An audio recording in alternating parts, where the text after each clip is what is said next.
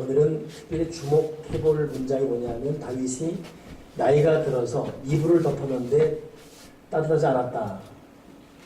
그렇게 말하고 있습니다. 혹시 여러분 이불 덮어도 따뜻하지 않습니까? 벌써 그 나이가 되셨는지요? 지금 우리는 이불을 걷어 차고 있죠. 아직 젊습니다. 오늘 이 말씀 통해서 우리가 결국 모든 사람이 다 나이가 들어갈 것이고 그런 날이 온다라는 걸 잊지 마시고 나이 드신 분 앞에 또 몸이 불편한 분 앞에 우리 더 겸허한 자세를 갖고 훗날 나의 자화상을 본다라는 자세로 살아가면 좋겠습니다. 저도 오늘 차 운전하다가 깜짝 놀랐어요. 핸들을 잡고 있는 제 왼쪽 손에 검버섯이 맞나요? 얼굴이니 검버섯. 손에 웬 밤색 이걸 저승에 좀 그렸는데 이것이 두 개나 있는 거 보고 이 없던 게 생겼냐고 깜짝 놀랐는데 이 늙어가는구나 싶어집니다. 다윗도 예외 없이 그렇게 늙어갔고 이불을 덮어도 따뜻하지 아니한 그런 시간이 왔습니다.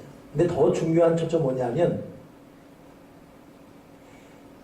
신하들이 왕이 몸이 불편하고 나이가 들어 외로워지니까 이스라엘 전체에서 제일 예쁜 아리따운 여인을 붙여준 거예요. 이것은 부인 3계급 첩으로 준 거예요. 첩.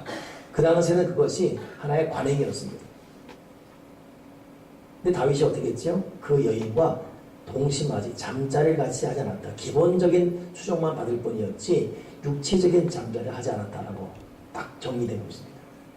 그냥 넘어갈 수 없는 부분입니다. 굉장히 중요한 부분입니다. 왜 그랬을까? 오늘 이것을 통해서 우리 좀 깨닫는 바가 있길 바라고 여자분들이나 뭐 당연하게 그거야 뭐 그냥 잠자리 혼자 하면 되지 그런다면서 여자분들은 나이가 들어갈수록 남편들이 옆에 오는 거 귀찮아한다면서요. 젊은 남자들은 젊을 때 잘하십시오. 나중에 나이 들면 찬밥 될 때 오니까. 근데 이 남자분들은 이 부분을 이해할 수 있어요. 잠자를 같이 해놨다. 와 이게 참 가능할 것인가. 나이대로 보니까 가장 음흉한 나이가 50대 중반이랍니다. 제가 지금 50대 중반이고 여기 두 안주입사도 50대 중반이고 주로 1부 때는 30대가 나왔어요. 보니까 2부 때는 주로 50대. 나이가 이 음흉함이라는 것. 이건 나이 들어올 때까지. 그런 의미에서 이 다윗이 이 아리따운 여인과 잠자리를 같이 하지 않았다. 이거 결코 그냥 넘어갈 수 없는 부분이에요. 왜 그랬을까? 다윗은 왕이 되어서 승승장구할 때 그만 목욕하는 여인의 모습 보고 죄를 지었습니다. 밧세바라는 여인. 너무 예뻤어요. 마음의 육적 충동을 이기지 못하고 남편 우리아를 죽이지요. 그리고 불법으로 그 사람을 자기 아내로 맞이하는 죄를 범합니다. 간음죄를 범합니다. 이것들이 하나님 앞에 호통을 당하지요. 그래서 그 둘 사이에 난 아들 죽고 그 다음에 난 아들 이제 솔로몬이 왕을 이어받지만 피눈물 나는 회개하게 됩니다. 시편에 보게 되면 밧세바와 음란죄를 진 이후에 침상을 적시며 다윗이 회개했다는 말이 거듭나옵니다. 그때 다윗은 뼈아픈 회개합니다. 사무치는 눈물로 고통합니다. 그리고 다시는 이런 범죄를 저지르지 않겠다. 혹독할 정도로 가혹할 정도로 하나님을 다스렸고 다윗은 치열하게 회개했습니다. 그리고 연장선에서 다윗이 동일한 유용의 죄를 짓기 위한 정결한 마음으로 여인과 잠자리를 같이 하는 것입니다. 하나님의 뜻이 뭐지요? 저와 여러분을 향한 레위기 11장 44절 45절 보게 되면 분명히 말하였어요.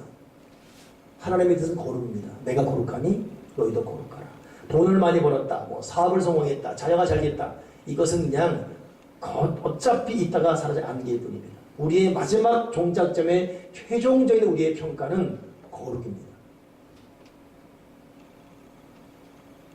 남자도 여자도 하나님 앞에 거룩, 경건, 정결 이것이 우리가 최종적으로 소망하고 사모해야 될 우리의 마지막 목표치입니다. 그런 의미에서 다윗은 과거에 반복된 실수를 저지르지 않으면서 정결과 거룩과 순결로 그 몸이 정신이 영이 일관된 자세로 다윗은 소년 때도 하나님 의지했거든요. 청년 때도 왕이 되어서도 노년 때도 잘 될 때나 못 될 때나 힘들 때나 편안할 때나 돈이 많을 때나 없을 때나 다윗은 일관적으로 하나 의지했어요. 보통 사람처럼 좋으면 좋다고 하나님 찾다가 없으면 하나님 어디 계시냐고 막 들쑥날쑥이 아니라 일관된 자세요. 이런 다윗을 향해서 역대기사가 어떻게 말하죠? 다윗은 늘도록 존귀하고 부했다. 근데 여러분 다윗이 정말 늘도록 존귀한 그런 나이였습니까? 아닙니다. 다윗은 70살에 죽어요. 결코 오래 산 나이, 복받은 장수한 나이라고 볼 수 없거든요. 근데 그를 향해서 그는 장수한 사람이 받는 평가받고 있어요. 늘도록 존귀하고 부했다. 왜 그랬을까요? 다윗은 70이었지만 왕으로 산 게 40년입니다. 헤브론에서 7년, 예루살렘에 33년, 40년을 왕으로. 그런 왕이 거의 없습니다. 52년 동안 왕한 사람은 나중에 왕만 오래 있을 뿐이지 나중에는 발에 병이 들어 참 부끄러운 어떤 그 흔적을 남기고 죽습니다. 그 외의 왕들은 2년 만에 또 6개월 만에 왕하다가 죽인 당한 왕도 있고 죽고 죽이는 이게 역대기 상하에 다 나오지 않나요? 그런 의미에서 다윗이 평탄하게 형통하게 40년 왕의 길을 걸어갔다는 것은 이 사람은 정말 영육간에 존귀한 사람이에요. 제가 아는 어느 분은 90 거의 100살 되게 살았거든요. 근데 이 사람이 20년 넘게 안진뱅이로 살았어요. 방 한 밖을 못 나옵니다. 그분을 향해 누가 늘도록 존귀하고 부했다 할 수 있어요?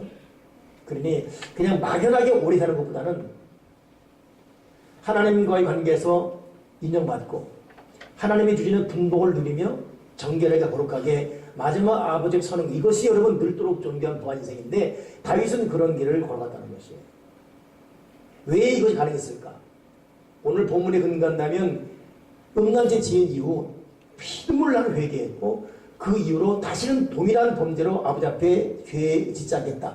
뼈를 깎는 회개했어요. 그리고 그는 세력을 얻습니다. 그 외에도 다윗의 일생의 삶을 추적하게 되면 다윗은 여러 환란이 그를 그렇게 만들었어요. 환란이 다윗을 그런 인격으로 변화시켰습니다. 오늘 그런 의미에서 저와 여러분이 환란이 나의 믿음의 진정성을 알 수 있게 한다. 환란 당해봐야 진짜 믿음의 사람인지 고통을 겪어봐야 진짜 은혜의 사람인지 알 수 있습니다. 평범할 때 다 잘하죠. 기도대로 응답받고 믿음 생활 하는데 돈도 많고 직장 좋은 데 되고 그러면 여러분 누가 못하겠어요. 근데 참 그 D.L. 무디의 유명한 명제가 있어요. 모든 기도에 응답하는 신이라면 그분은 하나님이 아닐 것이다. 그런 의미에서 여러분 하나님은 히든 카드를 갖고 있어요. 우리가 싫어하지만 항상 어느 때가 되면 이 카드를 휘두르는데 그것이 여러분 환란이에요. 작든 크든 남이 알든 모르든 환란을 통해 우리에게 남겨주지 않습니다. 그런 의미에서 여러분 환란은 하나님을 전적 신뢰하는 믿음의 유익이 있다는 거 잊지 마시고 어떤 환란이든지 이 환란이 지금 나에게 믿음의 유익을 준다. 그렇게 믿기 바랍니다. 자기 자신을 전적으로 포기하지 않는 믿음은 그 문제 있는 믿음이에요. 이러한 자아와 자기 신뢰를 치료하는 길은 환란, 고난밖에 없습니다. 따라서 고난은 환란 앞에 살 길이 없어요. 그러니 하나님만 전적으로 신뢰하게 하는 엄청난 유익을 가져오는 것이 여러분 환란, 고난입니다. 이 신앙 연단을 통해 유익을 받게 되는 거예요. 진짜 부모들은 자식이 잘되기만을 바라기보다는 도리어 자녀가 바르게 크기 위해서 온실에서나 화초처럼 키우기보다는 일찍부터 고난과 고통을 겪게 하는 데에 대해서 결코 머뭇대지 않습니다. 잘못된 부모들이 여러분 잘못 키우지요. 현명한 서양인들은 일찍부터 고생하지 아니한 재물, 물질을 자녀에게 주지 않습니다. 용돈의 가치를 알게 만들고 공부한 수고의 결과를 알게 만들고 여러분 우리 자녀들 앞에 안절부절하지 마십시오. 진짜 부모는 그렇지 않습니다. 하나님 아버지가 우리를 그렇게 다루고 있어요. 여러분이 어떤 고난이든지 이 고난은 나에게 믿음의 유익을 준다. 한번 같이 고백합시다. 지금 내가 당한 환난은 같이 따라하자고요. 내가 당한 환난은 나에게 믿음의 유익을 준다. 두 번째로 환난이라는 것은 결국 자신을 깨뜨리는 유익이 있습니다. 우리는 좀처럼 내 세상적인 정욕, 육신의 안목, 정욕, 이생의 자랑 이거 버리지 못해요. 스스로 버릴 수가 없어요. 이게 육신의 한계입니다. 환난과 고난이 이걸 깨뜨려 버립니다. 거만히 행하는 자, 고난 앞에 결국 항복하게 되고, 돈이 최고로 알았던 사람들, 사업에 쫄딱 마음 통해 항복하게 되는 일들을 많이 듣지 않습니까? 그러니 여러분, 여러 종류의 혼란은 나를 깨뜨리는 결정적 하나님의 도구예요. 가만 놔두면 안 돼요. 야곱 보십시오. 야곱은 여러분, 이 세상적으로 보면 성공한 사람이에요. 오직하면 삼촌 라반이 야곱의 거둬들인 이 경제권 때문에 시기할 정도였습니까? 근데 거기에 야곱의 진정한 승리가 있지 않았습니다. 야곱의 진정성은 약복강에서 환도뼈 깨지는 그 순간에 진짜 야곱이 되는 거예요. 그때 하나님께 항복합니다. 환난은 여러분 나를 깨뜨리는 거예요. 저는 그저께 어저께 특히 어제 같은 경우 제가 웬만하면 교회에 있는데 교회에 있지 못할 정도였어요. 마음이 너무 불편해서 그래서 그냥 차를 몰고 나갔습니다. 그래서 구리로 그리고 태계원으로 결국은 이 송주로 오살리 이쪽으로 쭉 어디를 가고자 마음 한 게 아니라 신호 따라갔어요. 신호가 바라보는 가고 좌회전으로 좌회전하고 거의 경기도를 다 돈. 제가 이거 지금 말하면 세 번째로 금요 기도 새벽에 이제 말했고 금요 기도 때 말했지만 세 번. 우리는 주로 특별한 세 번씩 듣지 않습니까? 처음 듣는 사람들은 난입에만 나오잖아요.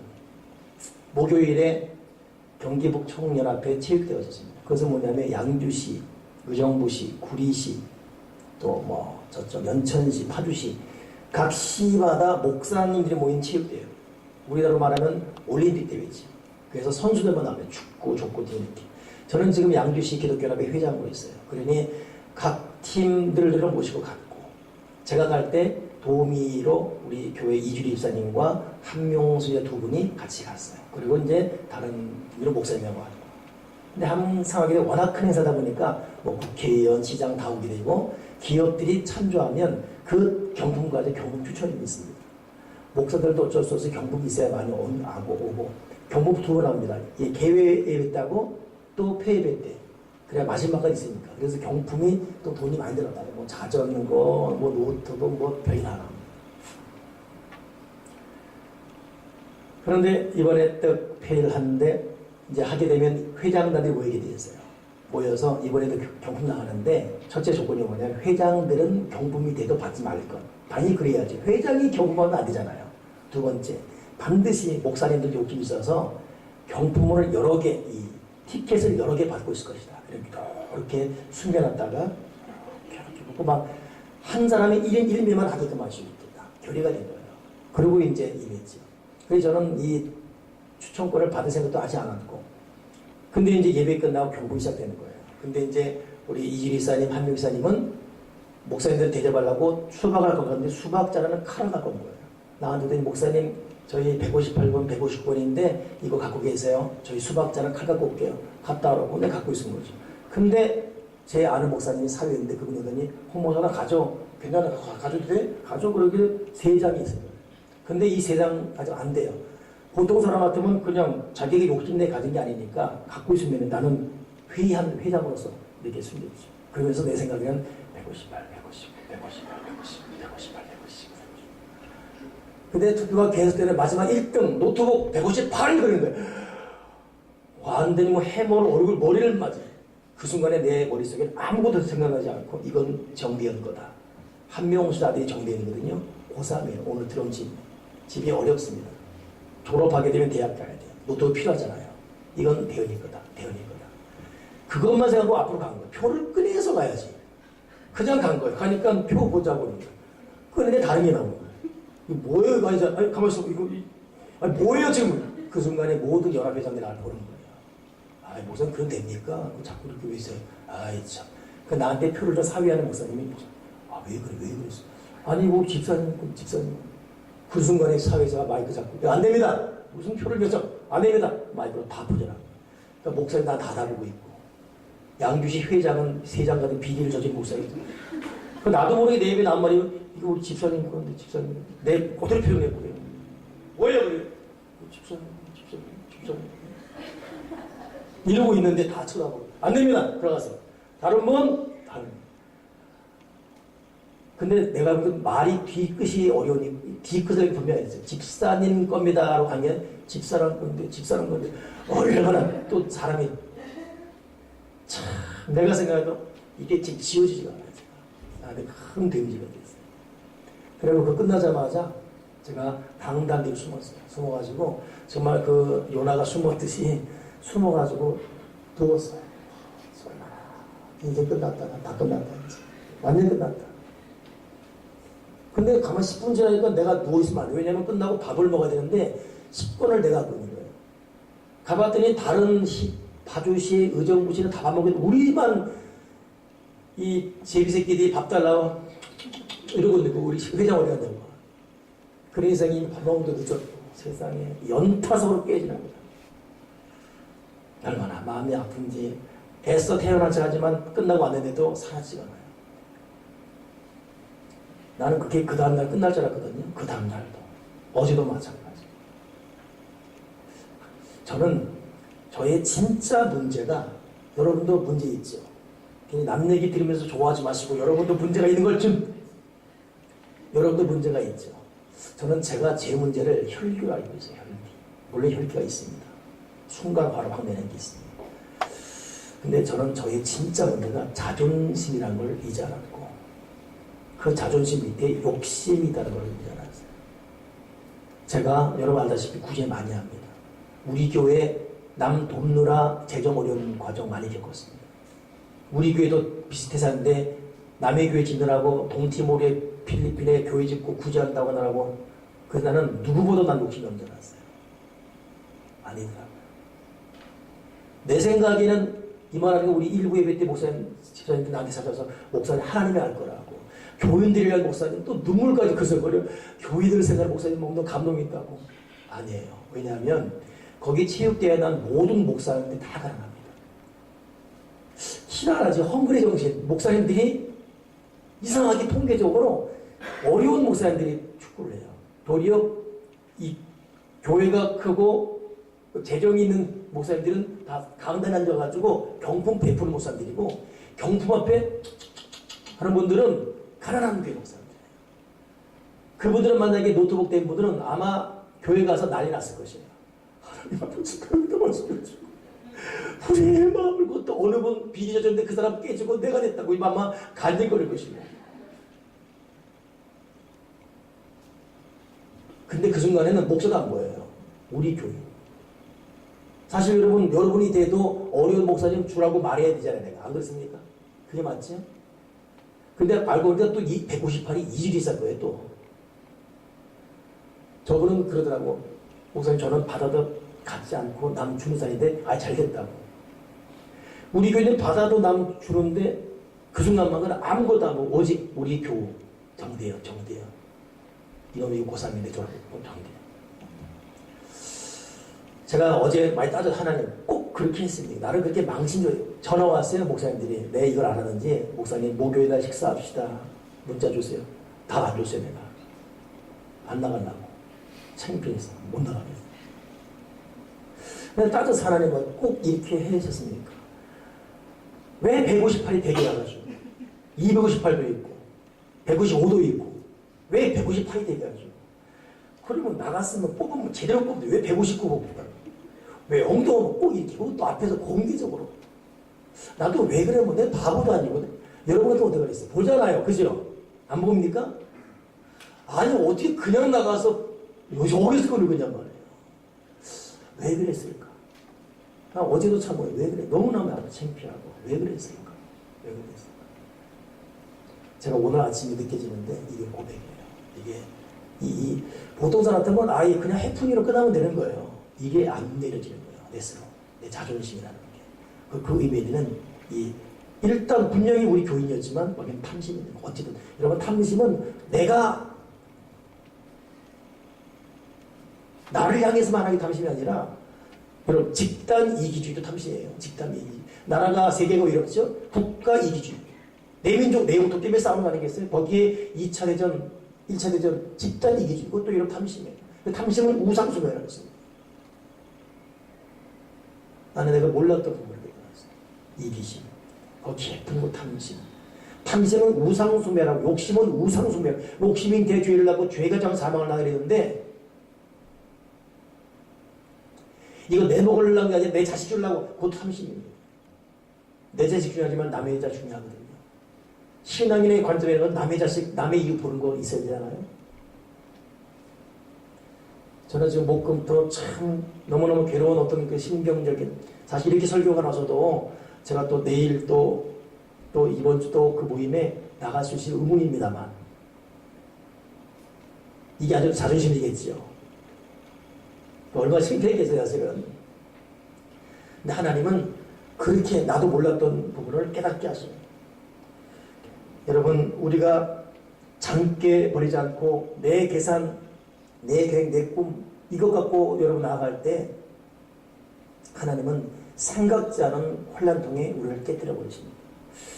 그래서 저는 요즘에 쭉 이렇게 묵상하면서 정말 그 참 감동받고 있는 책, 그게 지난주에 내가 말했지만 최영기 목사의 책인데, 자기는 꿈이 없대요. 비전, 이렇게 학교 시작 이런 거 없답니다. 그냥 오늘 주어진 은혜로 살아가면서 주시는 은혜에 순종하며 살아보니까 하나님의 은혜였다.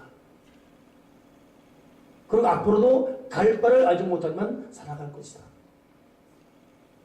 여러분, 여기까지 내려놓음이 되지 않으면, 내려놓지 않은 그것 때문에 하나님은 우리에게 돌격해 오십니다. 충돌하십니다. 우리를 깨뜨려 버리십니다. 이것이 환란이에요. 환란이의 세 번째 유익은 뭐냐? 이것은 우리의 능력을 개발시킵니다. 사실 여러분, 이 환란이라는 것, 그것은 중성일지 모른다라는 말이 있어요. 무슨 말이냐면, 환란을 받아들이는 사람에 따라서 그 사람을 악하게 할 수도 있고, 받아들이는 반응에 따라서 그 사람을 선하게 할 수 있습니다. 환란 앞에 감사하며 거기서 교훈받으면 이 사람은 더 환란이 보게 될 수 있지만, 환란 앞에 왜 이래야 되냐고, 꼭 이거밖에 없냐고, 그렇게 따진다면 그것은 자기 심정에 고통이 되는 겁니다. 그런 의미에서 환란은 중성일지 모른다, 대단한 의미가 있는 말이죠.